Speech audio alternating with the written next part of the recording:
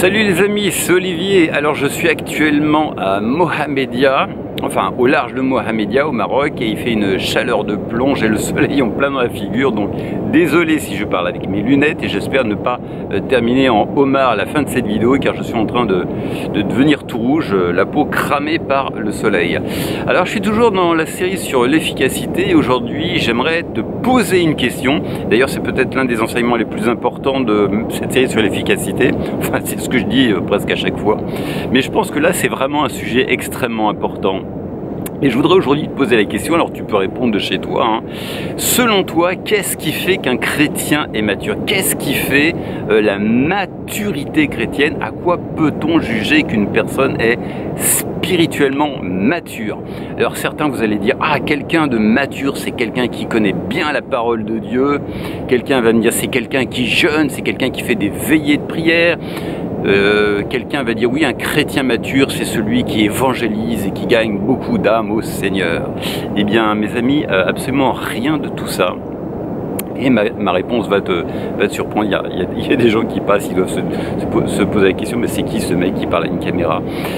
En fait, un chrétien mature, je vais vous dire ce que c'est. Vous savez, on ne juge pas de la maturité d'une personne à ses performances spirituelle, à ses accomplissements spirituels. On ne juge pas de la maturité spirituelle à la connaissance des doctrines les plus profondes d'une personne. On ne juge pas de la maturité d'une personne au fait que elle est capable de citer 100 versets de tête. On ne juge pas même de la maturité d'une personne au fait qu'elle serait même prête à mourir pour ne pas renoncer à l'évangile. On peut juger de la maturité spirituelle d'une personne à la manière respectueuse dont elle traite les gens. On peut juger de la maturité, d'une profonde maturité d'une personne à ceci qu'elle respecte les gens avec le maximum d'honneur et de respect. Alors, je vois des fois des commentaires en dessous de mes vidéos, mais je suis affligé par l'immaturité des gens. Faut voir comment les gens vous parlent, mais je suis étonné, quoi. Et vous savez, il y a plein de gens qui prêchent des doctrines profondes, des gens qui font des performances religieuses, des gens qui peuvent prier 10 heures d'affilée, mais qui sont des bébés, des bébés immatures. La manière dont tu traites les gens en dit beaucoup sur ton cœur et sur ta relation avec Jésus-Christ.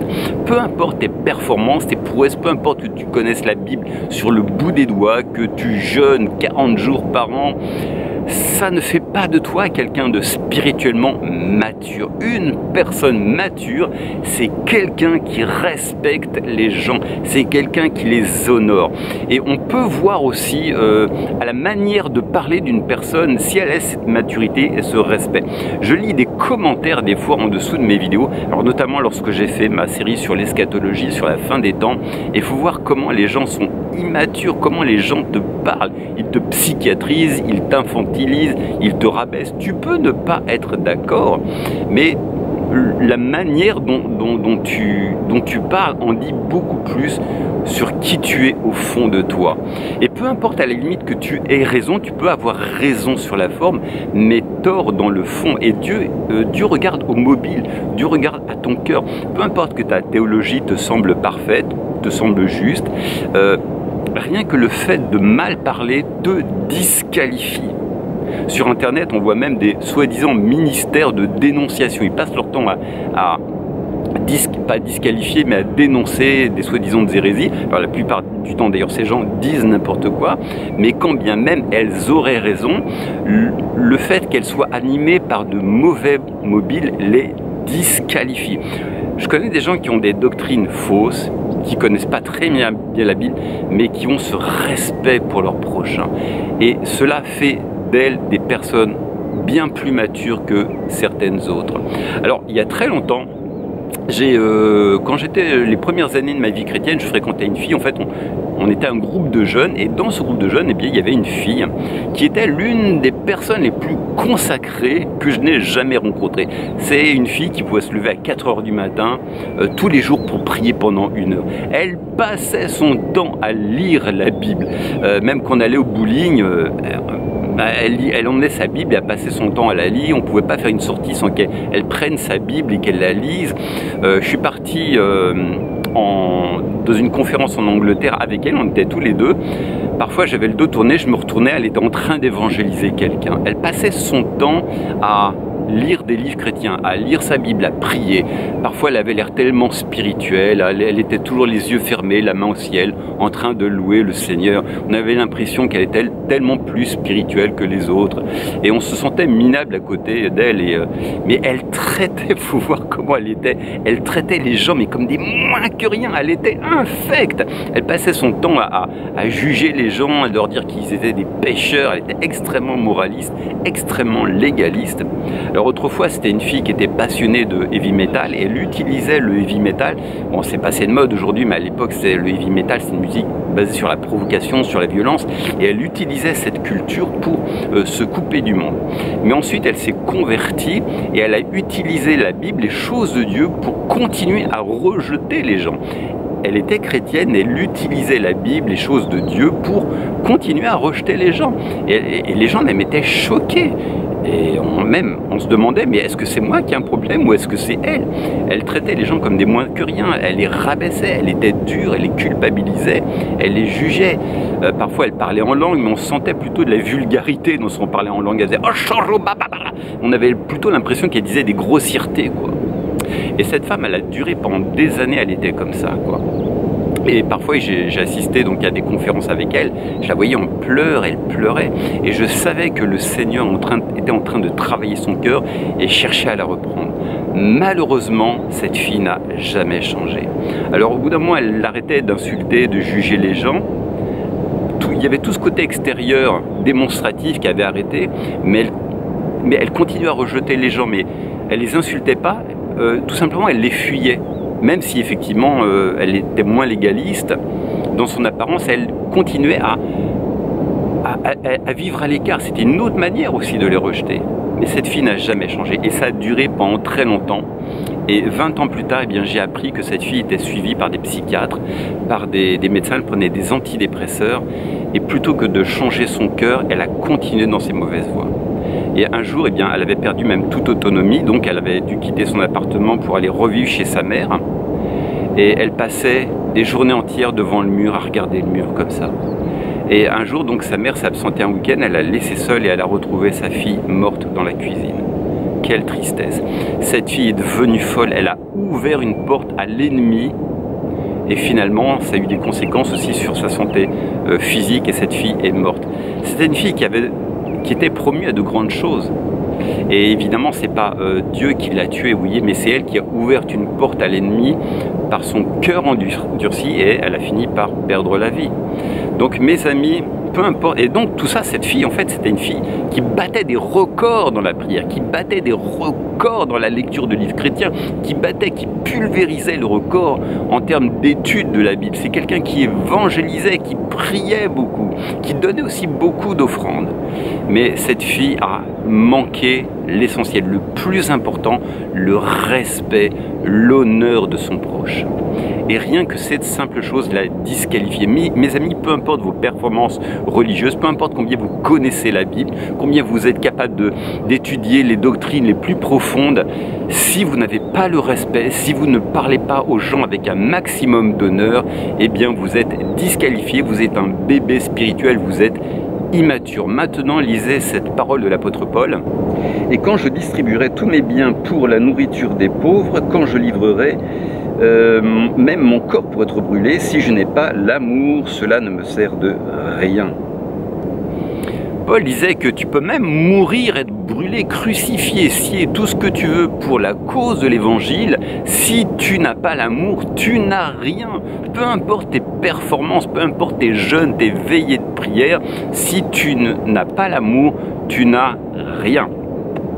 Alors, il y a aussi cette autre parole de l'apôtre Paul qui dit que nous avons été créés en Jésus-Christ pour de bonnes œuvres.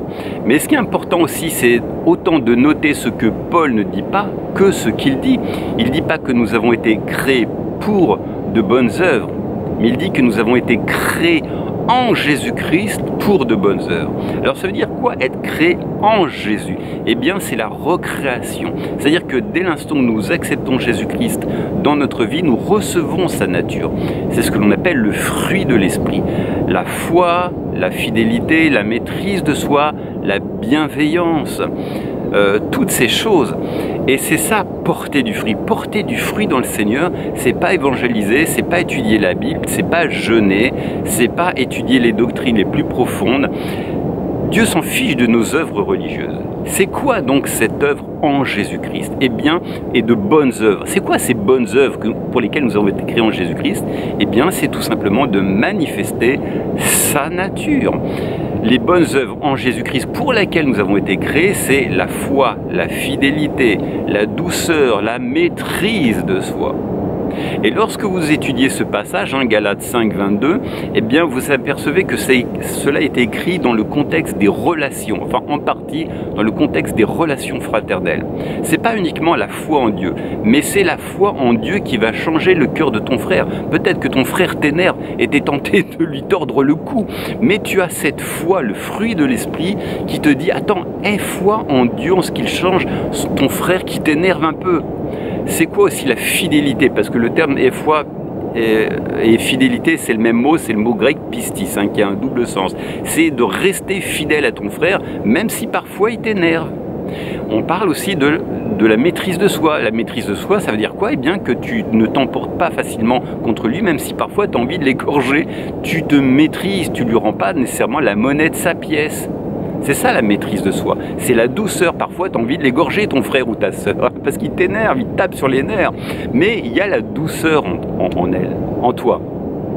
C'est ça, manifester les bonnes œuvres pour lesquelles nous avons été créés en Jésus-Christ. Ce ne sont pas des œuvres religieuses, des performances, le fait de battre des records religieux, mais c'est le fait de manifester l'amour de Christ. Et si tu n'as pas cette chose essentielle, tu n'as rien. Donc lorsque tu laisses des commentaires à tes frères, veille à ne pas les psychiatriser, à les rabaisser. Ah, vous êtes un fou, vous racontez n'importe quoi, mais vous délirez. J'entends des commentaires. Tu as le droit d'exprimer ton avis, mais la manière dont tu le dis en dit beaucoup sur qui tu es. Et peu importe que tu aies raison, quel est le fond de ton cœur? Parce que c'est ta maturité chrétienne repose sur ton respect, sur combien tu traites les gens avec honneur. Et il faut savoir que la manière dont nous traitons les gens sont des semences que nous plantons. À chaque fois que nous traitons les gens avec honneur et respect, eh bien nous semons une semence non seulement dans leur vie, mais dans notre propre vie. Lorsque tu traites avec honneur et respect, cela va revenir à toi et désigne la manière dont Dieu va lui-même traiter dans ta vie. Alors j'avais vu une émission au Brésil, c'était une jeune évangéliste, elle avait 10 ans, c'est extraordinaire. Elle prêchait l'évangile et c'était une petite fille de 10 ans, très ordinaire, quoi. Elle ne prêchait pas, elle aimait jouer à la Barbie, c'était une petite fille de son âge, mais sa maîtresse la traitait avec le plus grand respect. Lorsqu'elle était en classe, eh bien, sa maîtresse lui disait « Allez, tenez la craie, pasteur. Allez vous asseoir, pasteur. » Quand elle levait la main pour apporter la réponse, « Oui, que voulez-vous dire, pasteur ?» C'était une petite fille de 10 ans, mais elle savait reconnaître l'onction de Dieu dans sa vie. Et c'est aussi quelque chose dont nous avons besoin, c'est de traiter les gens qui sont dans le ministère avec respect. Et ça, c'est un problème qui manque aux Français plus particulièrement, enfin peut-être dans le monde occidental, mais je pense aussi aux Français, parce que je suis français, et parfois, eh bien, nous les Français, on traite les pasteurs, les évangélistes un peu comme des potes de comptoir. Ah, mon sacré pote, on les traite. Non, on ne parle pas aux pasteurs de cette manière-là. Il ne faut pas non plus les diviniser, si vous voulez. Il y a un équilibre qui doit se faire, mais nous devons aussi traiter les gens qui sont dans le ministère avec respect. Et la manière dont nous traitons les gens, eh bien, c'est une semence dans notre propre vie que nous semons. Alors il y a très longtemps de cela, lorsque j'ai commencé à prêcher, j'ai vraiment commencé à prêcher en fait dans une église congolaise. Et les Africains sont extrêmement respectueux par rapport aux gens qui sont dans le ministère. Et un jour, donc les gens m'appelaient évangéliste Olivier, et moi je les ai repris, je disais non, non, vous savez, appelez-moi juste Olivier, je voulais rester simple, hein, je voulais pas qu'on me mette sur un piédestal.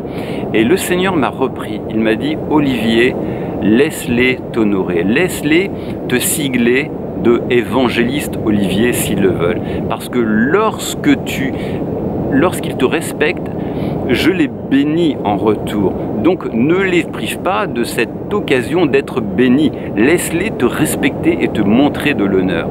Donc si les gens voulaient m'appeler évangéliste, eh bien il n'y a aucun problème. Alors, je ne suis pas en train de dire que vous devez m'appeler pasteur ou évangéliste Olivier, mais si dans votre culture c'est important de m'appeler comme évangéliste Olivier, faites-le.